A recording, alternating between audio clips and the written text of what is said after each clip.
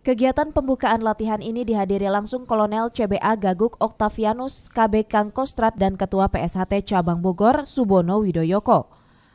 Menurut Kolonel CBA Gaguk Octavianus, kegiatan ini adalah salah satu upaya Kostrad untuk menerapkan seni bela diri kepada para personelnya. Selain itu, PSHT juga dinilai salah satu organisasi di dunia pencaksilat yang terbilang netral. Sementara itu, Ketua Umum PSHT Cabang Bogor Subono Widoyoko juga sangat mengapresiasi dan bangga atas peresmian atau pembukaan latihan PSHT Komisariat B Kangkostrat.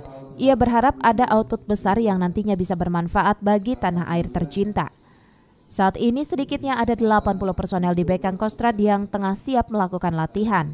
Sin Kolonel Sin Subono. Anggota B Kangkostrat ini bisa lebih mawas diri, bisa lebih membawa diri, bisa lebih tenang, tidak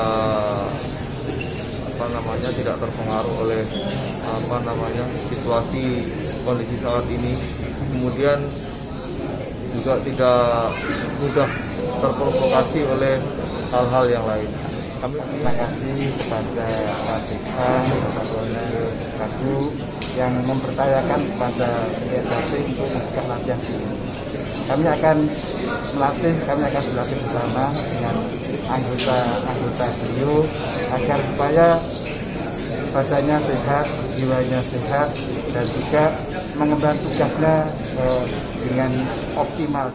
Dari Cibinong, Kabupaten Bogor, Cevi Alfi Adrian melaporkan.